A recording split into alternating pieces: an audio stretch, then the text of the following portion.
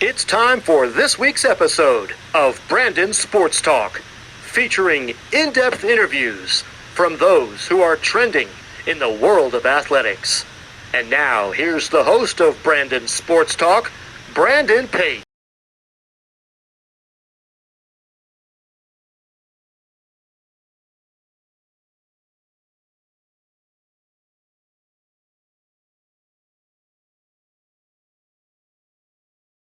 Welcome back to Brandon Sports Talk. In today's episode, I have the privilege to interview the Lipscomb Athletic Assistant Director of Marketing, Quinn Reed. How are you doing today? I'm good. How are you? I'm doing good. Can you talk about how you knew that you wanted to work in college athletics? It was kind of an interesting path for me. So I rode horses all of my life and competed and went to college actually to ride horses. If you asked my parents when I was 16, they would have told you I was probably trying not to go to college because I just wanted to ride horses. Just being around other athletes and staff at the university, I got really close to a lot of them and kind of started to pick their brain on what their jobs were and would just kind of hang out down there and just really enjoyed being down in the athletic offices. And it never really crossed my mind until I had actually gotten hurt my sophomore, junior, senior year. And when I kind of realized where my injury was putting me at with my athletic ability, I didn't really come back as well as I wanted to from one of my final surgeries. And so I kind of started to realize, I was like, all right, so I'm not going to ride professional.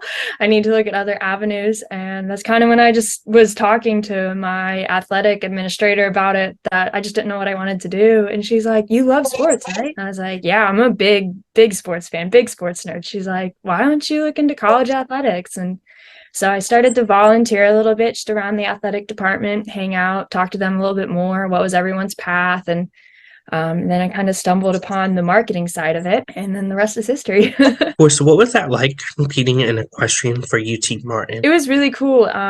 Competing at the NCAA Division I level is very different from the regular show circuit because the main thing is you don't actually ride your own horse. So you're riding a bunch of different horses and you don't really get to find that out until the morning of. So it always had a very exciting factor, but I really enjoyed it. I was basically put onto a team of 45 of my best friends, just a bunch of girls. We all hung out, got along together really well. And it was just a really good time.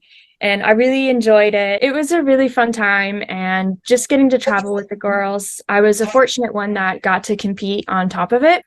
And so that was always just a fun factor. But I really enjoyed the travel aspect and getting just to hang out with my friends every day and horses every day. It was just a lot of fun. What was that like, obviously being a part of the equestrian team and getting to compete in jumping seat? It was neat. I did show jumping all of my life. I was put on my first horse at the ripe age of 3.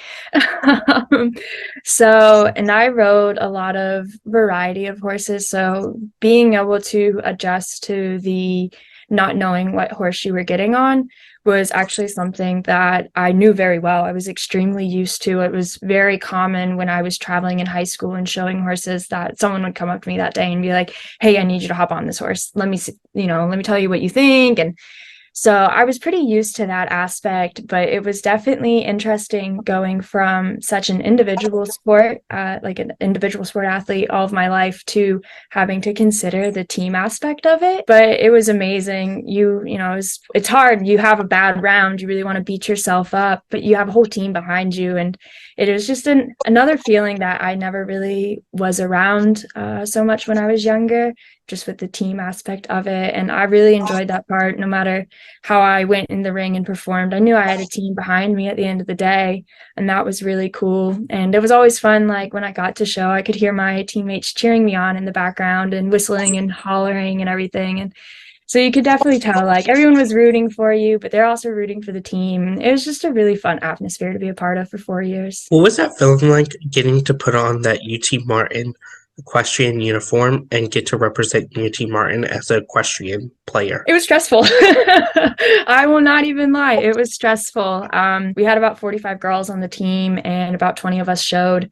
So I knew that not only when I put on that uniform, I was not only putting on the uniform for myself, but I was putting on the uniform for my team and my university, and that it was bigger than just horses. It was bigger than the sport itself. There was more to it. And so just putting on my show jacket and getting ready to go into the ring, I had very much I was very systematic. When I got to show day, I would get ready. I'd kind of spend some time by myself, go over everything. And then probably 20 minutes or so before, I'd actually just hang out with the girls. I'd completely not think about horses. And I just kind of clear my brain. I'd see what I was showing for, not just myself. And then I'd just get on and go. Of course, what was the transition like after your career-ending injury, switching from being a equestrian to getting into obviously working in athletics? It was really hard. You hear everyone say it, you never think it would be you. And I started to realize that at the end of my freshman year that I was really physically uncomfortable with my knees and that something was wrong. I wasn't quite sure what it was, but I just knew something was wrong. And being the hard head that I am, I said, I'll be better. I don't need to do anything. Came back my sophomore year and started to realize, okay, something's wrong and it's getting worse. So went to my trainers and, my athletic trainers and just trying to figure out what was going on. And we kind of got it under control, got a little regimen, and then I had my first knee surgery. So they found degeneration in both of my knees. So my kneecap and my joint don't travel together. So they travel against each other and just scrape bone by bone. And so the first surgery was helpful and I came back well. And, I was like, okay, we're good. There's nothing to worry about. And then it was about a year later, I started same thing again. I was like, something's not right. It's doing it again.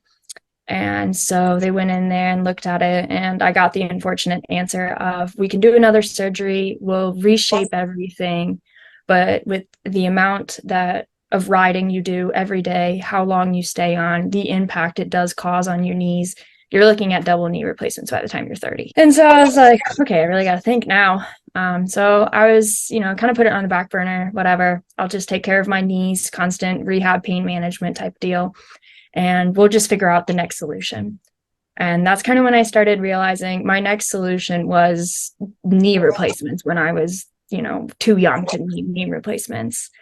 And that's kind of when I started to really talk to other people and just be like, look, I'm in a position where I love the sport I'm in, but the longer, the harder, the more competitive I will be. And that's the route that I would have to take after college is a lot more riding, a lot more hours, a lot more knee impact. And I just kind of realized that I was in a position where I needed to look at my other options. One, for just my physical abilities. There's a lot of other things in this world that I love to do, and I didn't want to take that away from myself. And I kind of just came to the point where I was like, all right, maybe it's time to not look at the professional path and look at sports in another way. Sports have done so much for my entire life. So it was a really strange transition because it was never something I prepared for. It was not something I had in mind. But when I kind of realized what I needed to do that was best for myself, I had to make the transition. And so I finished my senior year and I went ahead and because of COVID, I had another year of NCAA eligibility, but I chose not to take it and went ahead and just was a graduate assistant for UT Martin's athletic department in their marketing. And I was able to work with the equestrian team though, and with the horses. So that was awesome. And then I just fell in love though with it while I was a graduate assistant. I had so much fun. And it got to points where I didn't think about riding anymore. I thought about the football game coming up. So it was definitely a hard transition in the beginning, but time after time, it started to feel more natural. And it's something that I look back on and I realize it was a hard transition, but it was definitely the right transition. Of course, how was that transition like and taking in your own health versus obviously continuing to ride and then obviously having to have knee surgery again 30 years later? It was, like I said, it was a really hard decision. I of course wanted to ride horses, but I could say that, I love it and I'll deal with it when I'm 30, but it was something that I just didn't want to deal with anymore. And I knew having the care that I would need to put towards my injury, it's not fixable. I knew that. So it's just something that I realized the aggression that I would need to handle it was possibly going to ruin the sport for me. And I did not want the sport of equestrian ruined for me. So that was really just another thought on my head when I was going through the process, was this sport has done so much for 20 years, and I was, 20 at the time. So I rode for 20 years. I finished when I was 23. But so at the time I was like, this sport has done so much, it's given me so many opportunities. And at the end of the day, if I really want to get back involved in it, I can. I just need to do what's right for me at this moment. What was it like getting inside college athletics and working in the marketing department? It was a lot of fun. Like I said, I've always been a big sports nerd since I was a little kid. I would definitely turn on baseball or basketball or football on the TV before I turned on Disney Channel. So it was a lot of fun, a very silly thing. It was just so much fun just to be in an office with a bunch of other sports people, just like me. You could sit there and be like, hey, did you watch that game last night? How about that touchdown? What do you think so-and-so is going to do this week? And that was just like, it was just so much fun being in that kind of atmosphere. But it's just a lot of fun working with people that, one, have the same passions as you, and then as well as kind of think the same. It's what I noticed at UT Martin. I was really fortunate. I had an amazing boss while I was graduate assistant, Miss McDonald. She was a saint. She was awesome. She taught me everything I needed to know, anything else that she thought I needed to know. And she was great. And I worked alongside another graduate assistant named Tate. And same thing, like, he was awesome. He was actually a golf player. And so I knew him since my freshman year, just like through athletics. And it was really fun just being able to work with another athlete on athletics, like outside of our sports, if that makes sense. We got to just do a bunch of things, and marketing's a lot of fun. It gives you an option to be so creative and bring new opportunities and just new uniqueness to game day, new experiences for all the fans and athletes. And that was really where I got to learn it at UT Martin. UT Martin is not the school that you're going to have 500 students in the student section every game. That's not the school. And I knew that when I was working with the department, but it was a lot of fun to see our efforts when we had 500 plus students, packed stands at football games. It was a lot of fun just to get to see those games sometimes. And you knew your efforts were being appreciated, and nothing is better than seeing a fan just having the time of their life at a game and then leave and be like, that was so much fun. Like, that's just, and I got to see that at UT Martin a lot with just friends of mine that never considered going to a game. And I was like, hey, you guys should, though. Like, there's cool things going on. It's more than just sports, it's entertainment. And so that was really cool, just to like watch my friends, but also watch my friends that were athletes, and like just on a very different side of things. It was a lot of fun. How was that transition like from leaving UT Martin, your alma mater, of working in marketing, to getting your first job outside of your alma mater at Lipscomb as the athletic assistant director? It was a little interesting. As much as I loved UT Martin, I knew I did want to leave at some point. With the horses, when I was younger, I was able to live in some really cool areas with some trainers, like New York, right outside of New York City, Lexington, Kentucky, down in Florida. So I always had a city near me.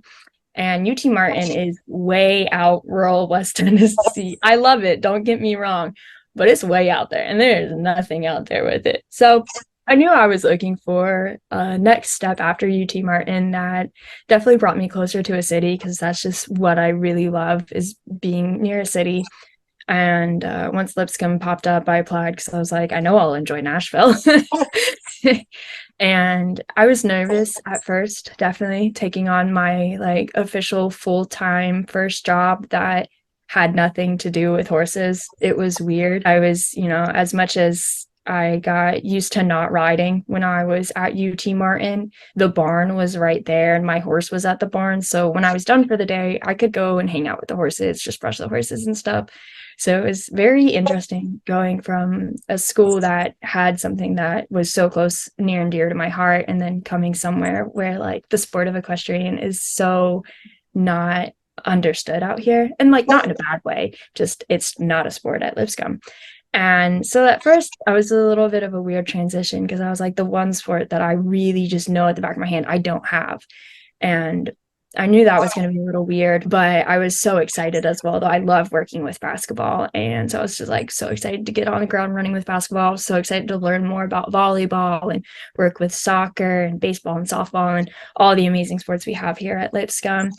And so that transition at first was a little, stressful, and I was nervous because I just wasn't sure what to expect. But I came into a work with amazing people that made the transition a lot easier for me. And anytime I have a question, everyone was happy to answer. And so the transition, it was stressful in the beginning because it was so different, but it ended up great. I had great people around me. I still have great people around me. It makes the world of a difference. Of course, while you were at UT Barton, what was it like also covering the Super Bowl?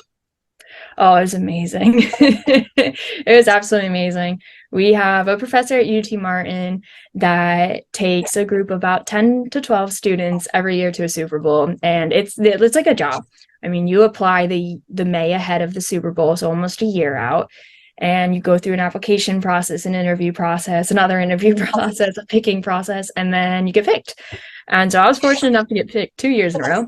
The first year I did it was Super Bowl 55 down in Tampa when Tampa won in Tampa. That was it was an interesting year. It was COVID, so there was a lot of cardboard heads in the stands, not people.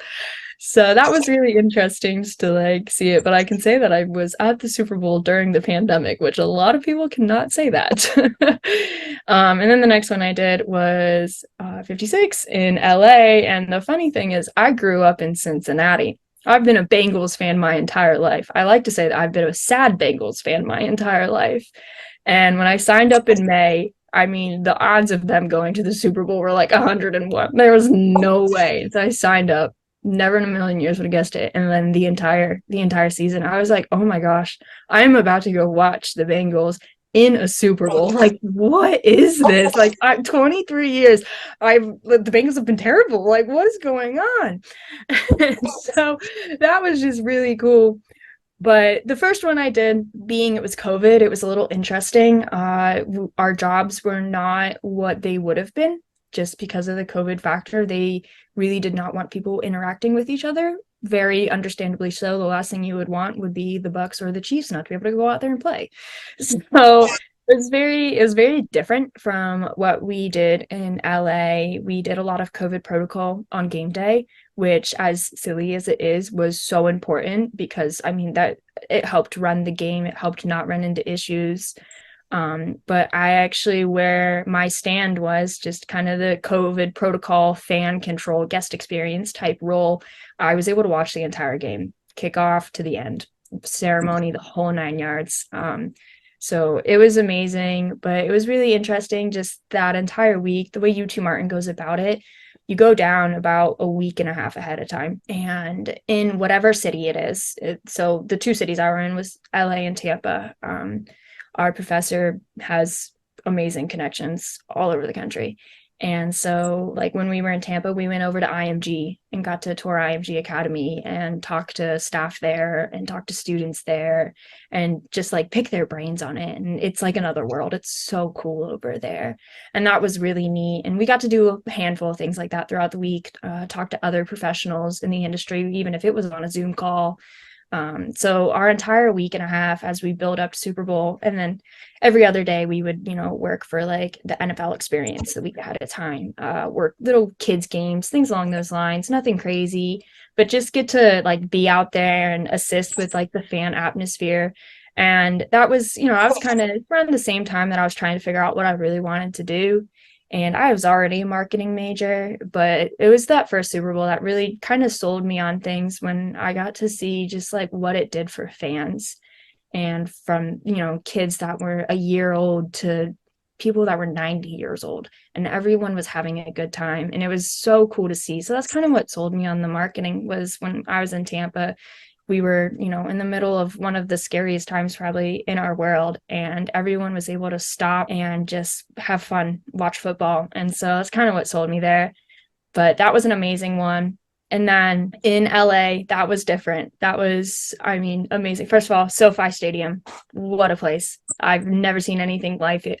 I don't think I'll ever will. That is just blew me away. Pictures do not do it justice. But so we got there actually 2 weeks ahead of time. We got to Las Vegas and we did the All-Star week with NHL, and then went over to LA and did Super Bowl. So when we were over in LA, though, we helped with the draft ceremony, just kind of guest experience, getting people in and out, making sure they knew where they needed to go, where seats were, things along those lines. Nothing too crazy, but just even being there for that was really cool. And then, sorry, I said NFL draft, NFL honors. My bad, not the draft. But same thing though, guest experience. Like it was really neat just being around those kind of people that are, at NFL honors. That's just you have NFL athletes and then you have those that are at NFL honors. So it's just a whole nother level of athlete, staff, just personnel, just a whole nother experience. That was really cool. And same thing while we were there, we got to go tour the Dodgers Stadium, immaculate. Got to go see the Lakers play a game at crypto.com. That was so cool. So we definitely try to take in as many sports type opportunities or just experiences wherever they would take us for Super Bowl. And then come Super Bowl, we had about a week of training. And so our roles were what we were called were talent wranglers. And we were given an NFL Hall of Famer for Super Bowl day. And we had an entire itinerary to follow: media parties, autographs, pictures, another media party, sit down and eat lunch. I mean, everything. Get them on the stage. They have to talk here. They need to go here. And so we were given the itinerary about a week out. And we were given our member about a week out. And I had Warren Moon. So that was cool. He was amazing. So we had about the whole week of training, just making sure we knew where we were going. Obviously, the last thing they want is one of the NFL Hall of Famers to be lost. That's everyone's nightmare. So we had about that week full of training, everything from basically walking around the entire stadium ourselves. Do you know where to get from here? These are all the context. Go ahead and call them, make sure they know who you are. So we had all this preparation, all this practice, and then it was game day. We got there super early, kind of just making sure everything was good, helped out with some small things around the stadium. And then around 10 o'clock that day, we all got our Hall of Famers. So I got Warren from the limo, and one of the first things we did was a media party. And so there was question that the Super Bowl in LA was going to be the hottest one of all of the Super Bowls. But the argument was it really, because SoFi is covered? But it was so sunny that it was so hot. And a lot of the media parties were outside, not covered. And it was so hot. And those NFL Hall of Famers, I mean, they come dressed to the nine. They're in their suits and ties and jackets. And Warren got out of the car, introduced himself to me, and he's like, "I'll do anything you want. I just do not want to be baking in the sun." And I'm looking at the schedule, and I was like, we've got to change some things because we're going to be baking in the sun today. So I had to move some things around. And he was a champ, though. He was like, "That's fine. I don't care. You tell me what to do."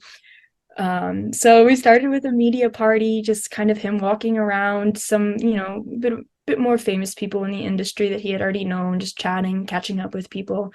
And then I had to get him over to his first picture and autograph session. And I think one of the best things that I have ever witnessed was how much this man loved his fans. It was so cool to see. I had brought pens with me, Sharpies with me, and was like, "If you have to sign autographs, I've got a set, thin, normal, wide, whatever you need." And this man whips out 8 different colors. And he's like, "You never know what they're going to bring you to sign on. I've got it. Thank you, though." And he probably used every single color that day to sign it. But so that was super cool. And we had, after that kind of autograph photo session, I had to take him to a next, but it was crazy.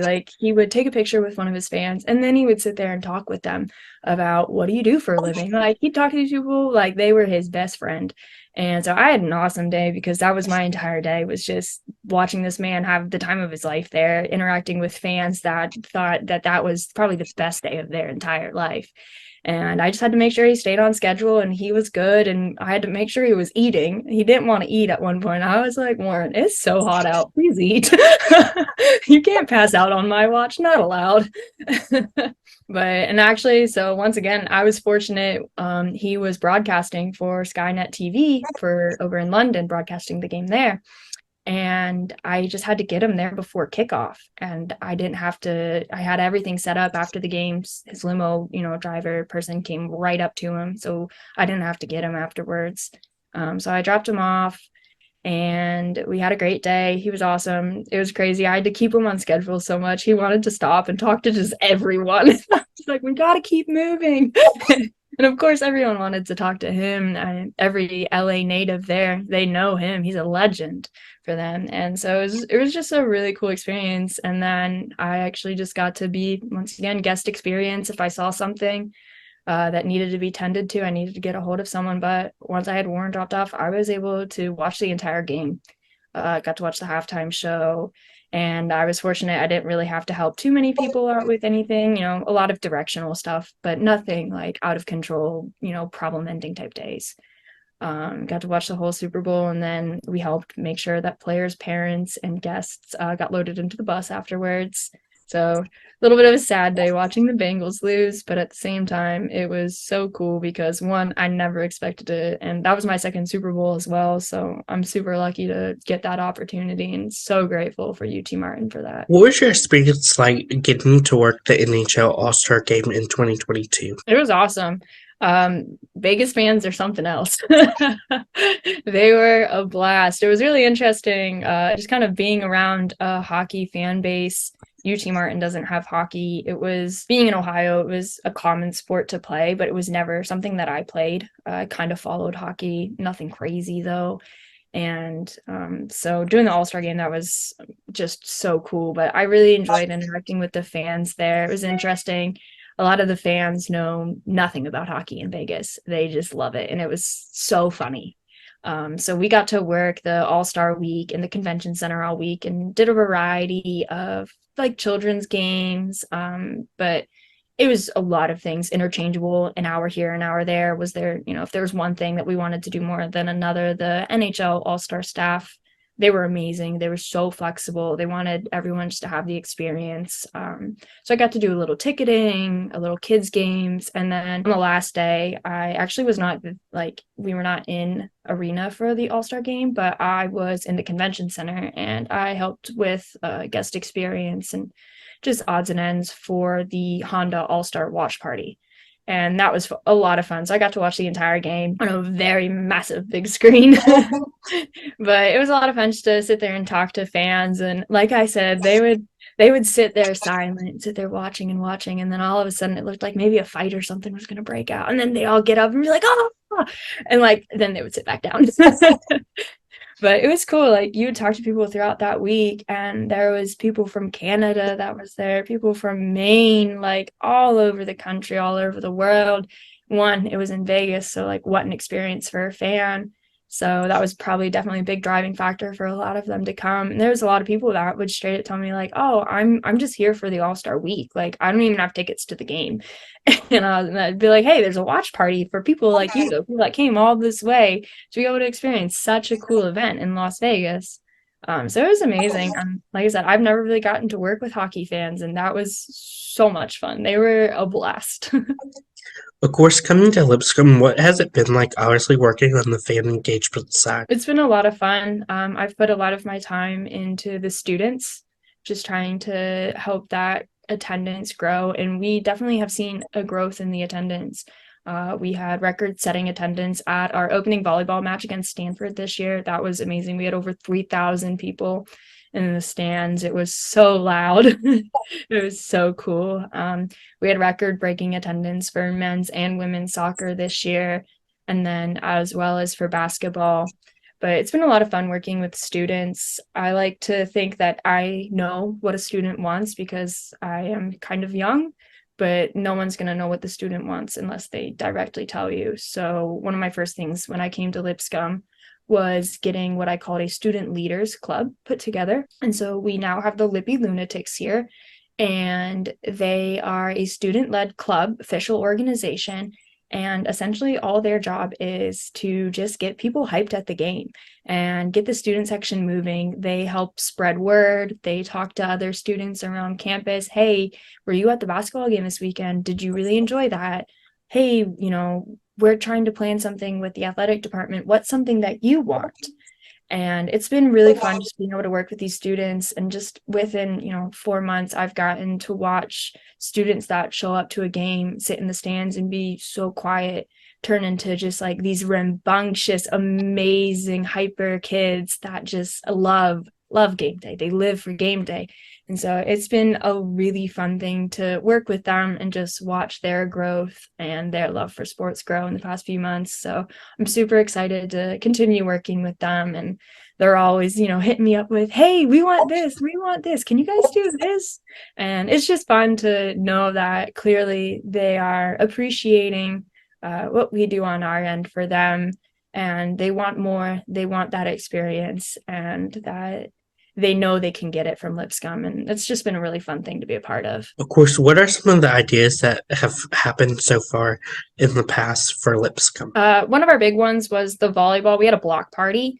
We had food trucks, live music, and giveaways, just kind of like kicking off a volleyball game, kind of like a tailgate for a volleyball game. I know that's not super common, but it was a hit. And so we've done that for a few events throughout the year for soccer. Obviously, it gets a little cold in Nashville, so it gets a little hard to do that sometimes. But that was kind of one of the things that I'd say really was a large hit with a lot of the students. Obviously, everyone loves food trucks. It's just like a fun idea. So we're always like, I'm always looking for the next best food truck. And we're so fortunate. We're in Nashville. It's not like we're going to have bad food. You're just going to find one food that's better than the next. And it's been cool just kind of like watching just how our staff even will be like, hey, do you have a food truck coming up? Of course, what is it like been working in branding on the marketing side? It's cool. We've been lucky this past year to have some branding things that have assisted in, if that makes sense. One of them was our men's soccer team had like the Cinderella story of a lifetime. It was amazing. They are a very talented group of guys, and we watched them start at Nations Top 25 and go all the way down to Nations number 8 and compete in the NCAA tournament. And we actually got to host an NCAA men's soccer tournament here, which is like once in a lifetime. You don't get that often. Especially when you're not, a power school or anything like that. It's really cool to watch everyone get involved between the athletes, us, the fans, staff, campus. So like we've had things like that have been great to work with branding. We are fortunate though. We have great student athletes here. They're energetic. They love just little photo shoots we can do with them, little media day videos. It's been great stuff, and they love it. We get great action out of them, which makes, obviously for better content and better branding. So very, very lucky that everyone is it's just a good place. It's good students, good athletes, and it's a lot of fun. What are some things that you learn now that you didn't know before working in marketing on the college level? A few things. So when I was an undergrad, I was just a marketing major. I had a few sport classes, but nothing crazy. And definitely working in marketing, there were things that I did not realize in college athletics land in the marketing realm, whereas maybe in a normal, corporate business, it may not land in that realm. One of them was game directing. And that's one of my favorite things to do. I love to game direct. It's a lot of fun. It's like, of course, back to my fan interaction. Like, it's a great way for me to just like kind of mess with the fans with music and everything. But I really enjoy game directing, and it was not something that I really realized was going to cross over into the marketing as much as I did. And it's been something that I've actively learning, what I can do, what my possibilities are with it. And they're endless. So it's always a learning process, I think, about it. And it's something that I think I'll continue to learn about as I get more experience and do more sports and work further and everything. So I'd say that was like the really big one that I noticed that was like being a game director. How's it been like obviously branding Lipscomb on the marketing side and making that brand strong? It's been cool. Like I was saying earlier, we have amazing athletes. So they help our branding ourselves. But we have a really young team between myself, our director of digital media. Like our entire external team is under 40, and the majority of us under 30 actually. So it's a lot of fun because we can bounce ideas off of each other, and it's a group effort without a doubt. If there's something that I'm unsure about, I can go talk to somebody and they've got suggestions, and vice versa. Someone can come to me, and it's been really cool kind of working with some people around my age, as well as, like I said, just we're a bunch of sports nerds. So it's just kind of fun just being like, all right, I think this looks good. Like, do you think this looks good? Do you think this looks good? And just like having all these different perspectives, I think, and definitely just how we work as a team together with the external team and just with coaches and everyone. I think you can definitely see how the branding has grown at Lipscomb. Of course, what are some of your future plans in the side of being the assistant director of marketing? Future plans. We have a few things. One of the things that, like I said, one of my big future plans I already knocked off was with the students, but it's something I obviously would love to grow as much as I can, help that student experience for game day and help them realize just how cool sports are. But probably one of the bigger things that I am looking forward to is we'll have, volleyball coming up in the fall again. We had an awesome season this past season. We had great attendance.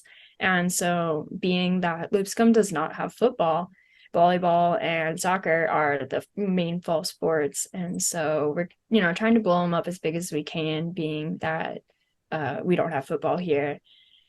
But one of the things that I really would like to work on is we have, like intros and stuff, the whole 9 yards, player intros and everything. And they're great, don't get me wrong, but we can definitely do some cooler things to make it unique to Lipscomb, and things along the lines of, I don't know. So like, I'm a Bengals fan, and so the Bengals, when the players run out, what smoke comes out of are literal Bengal tigers, like statues. And so we've been looking into things like that just to kind of like make that experience cooler for the athletes as well as the fans. And definitely want to incorporate like just like not real bisons, obviously, but more like bison type material and stuff. And just kind of making that like game day beginning experience so much cooler. Like I said, with technology, where it's constantly growing, there's constantly new things we can work on. And I'm always like looking at what's this school doing, there are obviously larger schools with more resources, and so it's kind of fun to see what other schools are doing, and like, okay, maybe we can't exactly do that, but we can put a twist on it and we can make it our own. And so I'm excited to be able to work on things that when you look at it, you go, that's Lipscomb. Like, it without a doubt. What advice would you give those people that are looking to work inside college athletics, and particularly on the marketing side? Get experience. The more experience, the better. It's a really competitive field for people who want to work in sports in general, marketing as well. The more experience, the better, though, without a doubt. One of the best things I did was volunteer with the football team for a couple months. That was probably one of the smartest things I ever did. That helped me get my foot in the door for a graduate assistant position. They were able to look at my resume and say, okay, she's been around sports. She's got a decent idea of what's going on. That's my biggest thing. It's the more experience, the better. Everyone wants to get paid, obviously, but go volunteer somewhere. Not a big deal. Volunteer, even if you're volunteering once a month, that's experience. It's more than you had already. So that's always my biggest advice. Go get experience, get networking. It's another thing that the experience brings, is just amazing networking opportunities. It's kind of how I stumbled upon Lipscomb. Was a mutual friend of a mutual friend was like, hey, they just had a job opening, like, why don't you take a look at it? And I was like, yeah, why not? So definitely more networking experience, and like experience in general. The more you can have, the better. And with sports, there's so many possibilities. You can work in little areas that you like more than another, and it's good to find out earlier. So I'd say experience. That's great advice. Where can my listeners find Lipscomb Athletics along with you at? On social media, Bisons, Lipscomb Bisons. That will be Instagram, Twitter, and Facebook. Yep, go follow us. Go Bisons. Our website is www.lipscombsports.com. There's so much information on there about our teams, our history, what's coming up. A lot of exciting things to read on there as well. Thank you again, Quinn Reed, for your interview, and best of luck in your future as the Athletic Assistant Director of Marketing for Lipscomb Athletics. Thank you so much for having me. I really appreciate it. Thank you. You can find Brandon Sports Talk on Facebook at Brandon Sports Talk, Instagram at Brandon Sports Talk, Twitter at Talk_Brand, and you can find me on YouTube at Brandon Sports Talk. Don't forget to like, comment, and subscribe. Thank you again, Quinn Reed, for your interview, and best of luck in your future. Thank you. Go Bison. You've been watching Brandon Sports Talk. Please feel free to like, share, and subscribe to Brandon Sports Talk on social media and on YouTube.